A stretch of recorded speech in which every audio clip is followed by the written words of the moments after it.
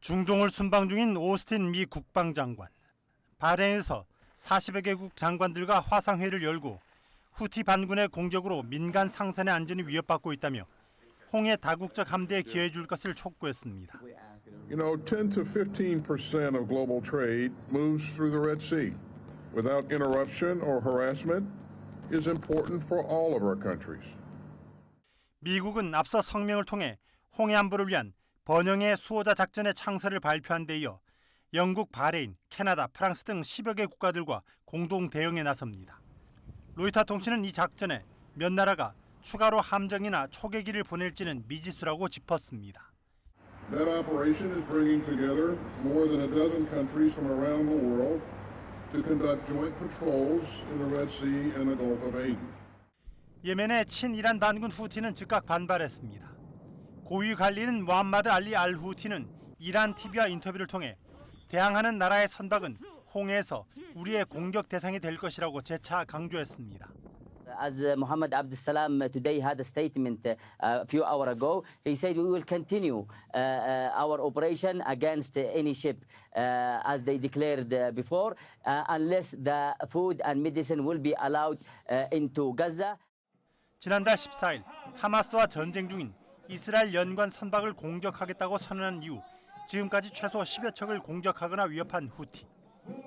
이스라엘과는 무관한 선박도 포함되면서 수에즈 운하를 통해 지중해와 인도양을 잇는 핵심 교역로인 홍해의 위기가 고조됐습니다. 글로벌 대형 해운회사가 잇따라 홍해 운항을 중단하고 아프리카 우회로를 택하면서 운임과 보험료, 국제유가 상승, 운송 지연 등에 따른 글로벌 공급망 차질 우려가 커지고 있습니다. YTN 서봉국입니다. 러시아군의 내년 계획을 논의하는 회의를 주재한 푸틴 대통령. 우크라이나와 미국, 서방이 원한다면 협상에 응하겠다면서 러시아의 국익에 따라 협상할 것이라고 말했습니다. Хотят договариваться, пусть договариваются. Но только мы будем делать исходя из наших интересов. 지난해 2월 시작한 우크라이나 특별 군사작전의 목표를 포기하지 않고 내년에도 계속 싸우겠다고 강조했습니다. 이어 우크라이나에서 공을 세운 군인들에게 훈장을 수여한 자리에서도 끝까지 싸울 것을 독려했습니다. И мы все с вами, и я в том числе, мы все пойдем до конца, защищая интересы страны. 우크라이나의 나토 가입을 허용하지 않겠다고 거듭 밝히면서 유럽과 싸울 계획은 없다고 말했습니다. 최근 서방의 재정 지원이 지연되는 상황을 고심하는 젤렌스키 우크라이나 대통령. 전쟁이 언제 끝날지 아무도 모르지만 미국과 EU로부터 재정 지원을 계속 받을 것으로 확신한다고 말했습니다. Я впевнений, що Сполучені Штати Америки нас не зрадять, і що те, про що ми домовились Сполучених Штатів, буде виконано. 한국과 벨기에, 프랑스로부터 재정 지원 약속을 받아냈다며 감사를 표시했습니다. YTN 김태현입니다.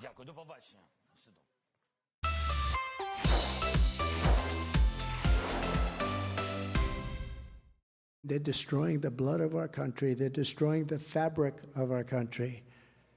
And we're going to have to get them out. 트럼프 전 대통령이 지난 16일 뉴햄프셔주 선거 유세에 이어 이민자를 겨냥해 또 막말했습니다. 히틀러가 자서전 나이투쟁에서 독일인 피가 유대인에 의해 오염되고 있다고 한 혐오 발언을 연상시켜 비난이 거세지고 있습니다. 트럼프 전 대통령은 2021년 1월 국회의사당 난입 사태 가담 등 내란 선동 혐의가 인정돼 콜로라도주에서 진행되는 대선 경선에 출마할 수 없다는 주 대법원 판결도 현지 시간 19일 내려졌습니다. Somebody participating in engaging in an insurrection against the Constitution can't hold office again in the United States, and they ruled that applies to Trump. 트럼프 전 대통령 측은 즉각 항소 의사를 밝혔습니다. Donald Trump is a qualified candidate for the presidency, and he has every right to be voted on, and more importantly, all voters have a right to choose him if they want. 이러한 트럼프 사법 리스크에 미국 공화당 지지 유권자들은 별 영향을 받지 않는 것으로 나타났습니다. 뉴욕타임스에 따르면 지난 10일부터 14일까지 실시된 여론조사 결과 트럼프 전 대통령이 심각한 범죄를 저질렀을 것으로 믿는다는 응답이 58%가 나왔습니다. 하지만 공화당 지지 유권자들의 64%는 그래도 트럼프 후보를 찍을 것이라고 답했습니다. YTN 이종수입니다.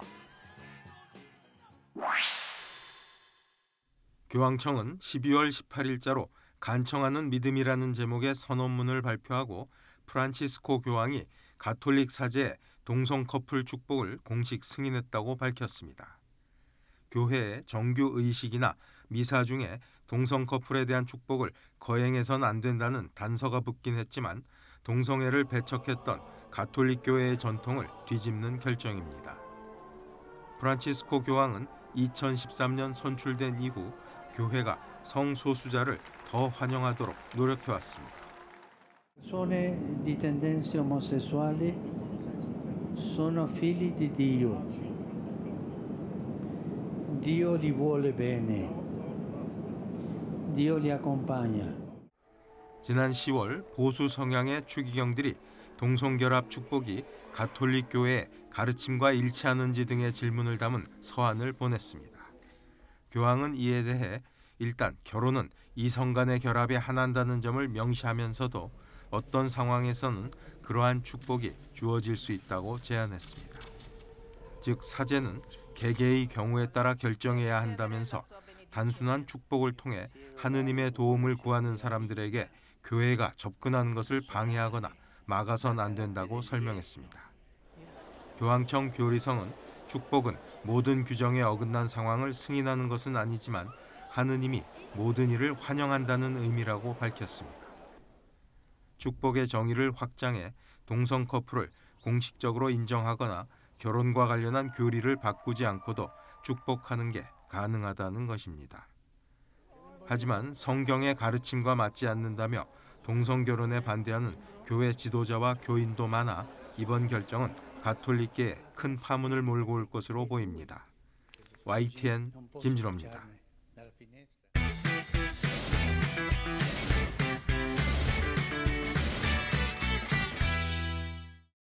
최근 기획재정부는 국내 경제가 2달 연속 회복세에 들어섰다고 진단했습니다. 물가 상승세가 둔화하고 수출 회복세의 고용 흐름도 회복되면서 경기 회복 조짐이 나타나고 있다는 겁니다. 하지만 기업인들의 생각은 달랐습니다. 한국경제인협회가 600대 기업을 대상으로 1월 경기 전망을 물어보니 기업 경기 실사지수 BSI가 91.1로 지난달보다 2.9포인트 하락한 것으로 나타났습니다. BSI 전망치가 100보다 높으면 경기 전망이 지난달보다 긍정적이고 반대면 부정적이라는 의미인데 지난해 4월 이후 22개월 연속 기준선 100을 밑돌고 있는 겁니다. 제조업과 비제조업 전망이 모두 기준선 아래로 부정적이었고 내수와 수출, 투자도 19개월 연속 트리플 악화를 예상했습니다. 가계가 고금리 고물가로 인해 가지고 여력이 소비 펀더멘털이 상당히 좀 안 좋은 상황이거든요. 2.1% 이렇게 예측을 하고 있거든요. 그만큼 경기 반등폭이 기저 효과를 감안하더라도 상당히 낮은 수준이다. 다만 수출 경기 회복에 대한 기대감은 커지고 있는 것으로 나타났습니다. 한국무역협회가 2천여 개 업체를 대상으로 조사해보니 내년 1분기 수출 산업 경기 전망 지수는 97.2로 소폭 상승한 것으로 나타났습니다. 특히 반도체와 자동차 부품, 무선 통신기기 등의 수출 여건이 개선될 것으로 내다봤습니다. 지금 반도체는 15개월 연속 수출이 감소했다가 지난 11월 달에 증가세로 반전됐습니다. 그 선행지표로 많이 쓰이는 게 수출 상담과 계약입니다. 반도체 세부 지표 중에 반도체 상담과 계약 지수가 147로 매우 높게 나왔습니다. 그러나 국제유가 하락과 중국 설비 증설에 따른 과잉 공급으로 석유 제품의 수출 환경은 매우 부정적으로 평가했습니다. 기업들은 원자재 가격 상승이 내년 수출의 가장 큰 걸림돌이라며 할당 관세 연장과 금융 지원을 포함한 정부 대책을 촉구했습니다. YTN 홍상입니다. 소비자 물가 상승률은 지난해 7월 6.3%로 정점을 찍은 뒤 조금씩 내려왔습니다. 지난달 국제유가와 농산물 가격이 내려가며 상당폭 낮아졌지만 이렇게 빠른 하락이 더 이어지긴 어려울 전망입니다. 느린 걸음으로 목표치 2%에 가까워지는 시점은 내년 말쯤으로 예상됩니다. 이창용 한국은행 총재는 인플레이션에 대한 긴장감을 늦추긴 아직 이르다고 말했습니다. 국제유가 등 원자재 가격의 향후 추이와 관련된 불확실성이 큰 가운데 누적된 비용 인상 압력의 영향이 지속되고 있고 노동 비용도 여전히 높은 상황입니다. 최근 주류값 인상에서 나타나듯 근원 상품 가격 오름세의 둔화 흐름이 미국이나 유럽보다 뚜렷하지 않은 점이 눈에 띕니다. 전기, 도시가스 요금의 점진적 인상과 유류세 인하폭 축소 등도 내년 물가 둔화 흐름을 다소 늦출 수 있습니다. 디스인플레이션, 즉 물가 상승률 정점에서 목표 수준으로 가는 과정을 마라톤에 비유한다면 마지막 구간인 라스트 마일에 돌입한 셈입니다. 지금 남은 거리로만 보면 라스트 마일이 얼마 안 남았는데 걸리는 시간으로 보면 사실 굉장히 오랜 기간이 걸릴 수 있다. 물가 상승률의 목표 수렴 시기는 한국은행의 기준금리 인하 시점을 가늠케 합니다. 미국 연준의 금리 인하에 대한 시장 기대감이 커진 가운데 이 총재는 과잉 반응을 경계했습니다. 다만 국제금융시장이 안정되면서 독자적인 통화 정책을 펼 수 있게 됐다며 국내 물가 상황에 더 집중하겠다는 의지를 보였습니다. YTN 나연수입니다. 계속된 고금리 상황에 서민 부담이 커지는 만큼 은행권 주머니는 두둑해졌습니다. 올해 3분기까지 거둔 이자 이익만 44조 원이 넘어 역대 최대입니다. 서민 고통을 짜내 이자 장사를 한다는 비판이 거세진 이유입니다. 급기야 초과 이익을 기여금으로 내게 하는 횡재세 도입까지 정치권에서 거론되자 은행권은 역대 가장 큰 규모인 2조 원대 상생 방안을 서둘러 마련했습니다. 지난해 당기 순이익의 10% 수준으로 횡재세 도입 때 부담해야 하는 기여금 규모에 맞춘 겁니다. 우리 은행권은 국내 20개 은행이 모두 참여하는 역대 최대 규모의 2조 원 플러스 알파 민생금융 지원 방안을 오늘 이렇게 발표하게 되었습니다. 대상은 연 4% 넘는 금리로 돈을 빌린 자영업자와 소상공인 187만 명가량입니다. 이들의 1년치 이자 부담액의 일부를 현금으로 돌려주는데 한 사람이 받을 수 있는 최대 한도는 300만 원입니다. 이 같은 이자 환급의 1조 6천억 원, 나머지 4천억 원은 전기요금이나 임대료 지원 등에 쓰이게 됩니다. 18개 은행이 참여해 건전성을 해치지 않도록 단기 순이익을 기준으로 비용을 분담합니다. 국책은행 두 곳은 정책금융 방식으로 추가 지원을 하기로 했습니다. 이번 지원은 내년 2월부터 시작됩니다. 빨리 이제 구체화돼서 이게 좀 실행이 됐으면 하는 과정이 희망이고 도와드릴 게 있으면 저희가 최대한 도와드리도록 하겠습니다. 은행연합회는 별도 신청 절차 없이 각 은행이 이자 환급을 계좌로 해주는 만큼 전화금융 사기, 보이스피싱 피해를 보지 않도록 주의를 당부했습니다.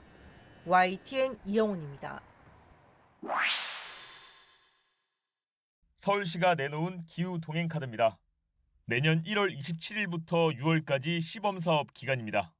새해 첫날부터 시작할 계획이었지만 포레일 운영 구간 시스템 개발이 지연되면서 개시 일자를 미뤘습니다. 요금은 공공자전거 따릉이 이용 여부에 따라 62,000원권, 65,000원권 두 종으로 나뉩니다. 시내버스와 마을버스 등 대중교통뿐 아니라 따릉이까지 횟수 제한 없이 탈 수 있는 겁니다. 서울지하철 26895호선과 신림선, 우이신설선은 전 구간 무제한 탑승 가능합니다. 서울지하철 13457호선, 공항철도, 경의중앙선 등은 일부 구간만 빼고 이용 가능합니다. 한 달 평일 20일을 기준으로 요금을 산정했습니다. 그래서 1,500원 정도로 잡고 40회를 이용하면 6만 원이 되게 됩니다. 41회부터 아마 본인들이 낸 요금보다는 그때부터는 무제한으로 이용 가능한 부분이 되겠고요.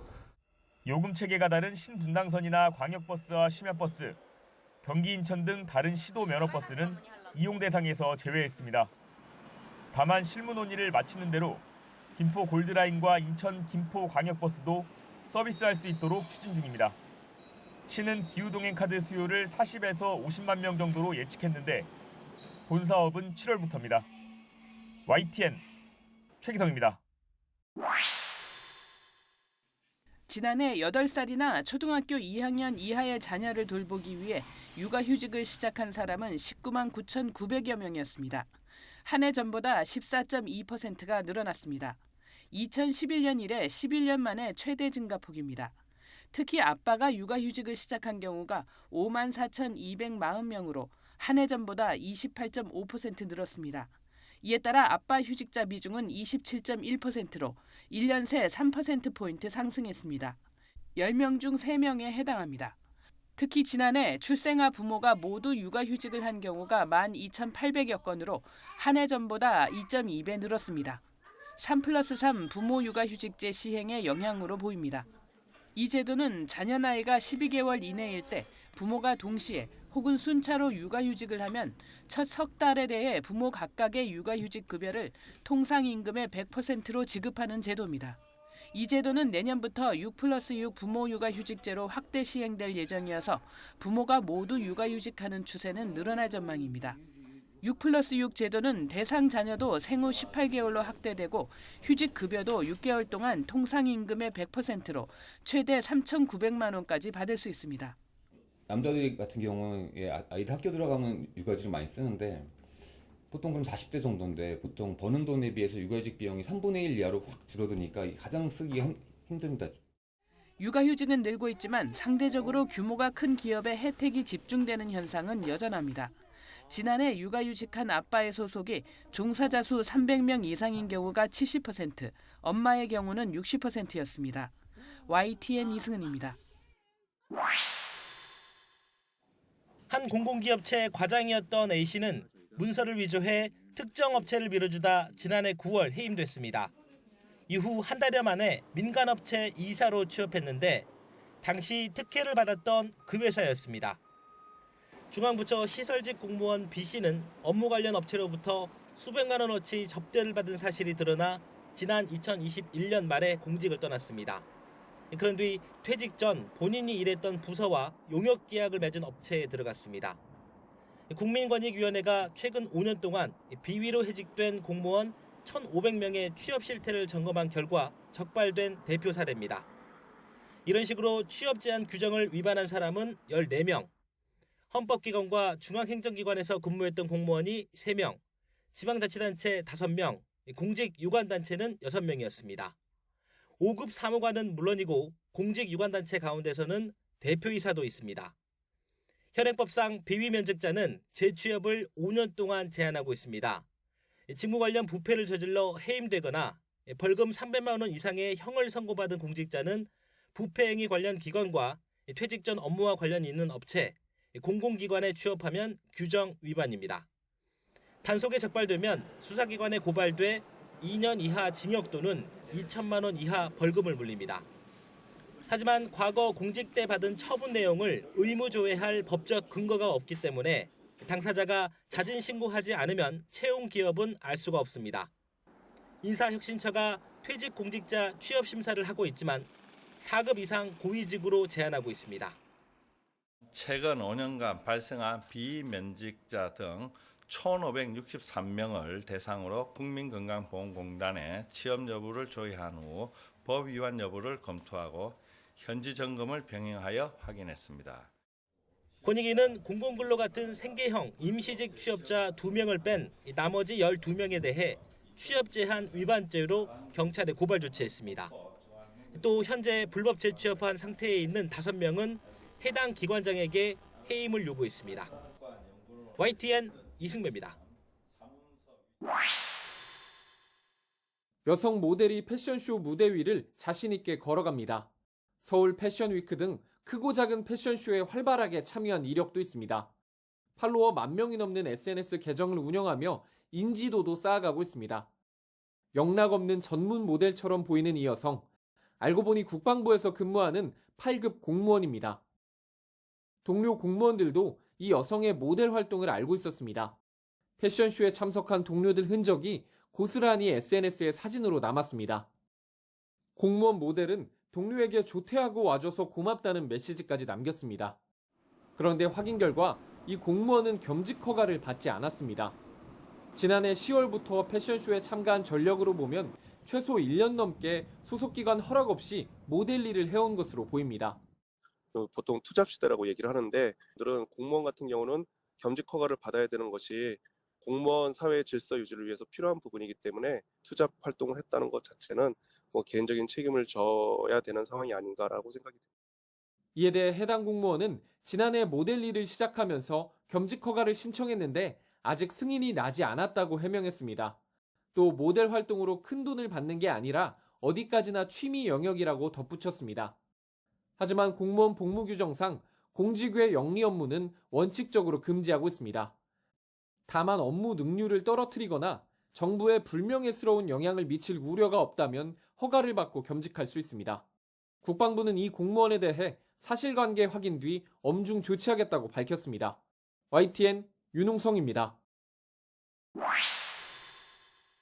시민단체가 학생 인권조례 폐지 추진을 멈춰달라며 서울시의회를 상대로 제기한 집행정지 신청이 인용됐습니다.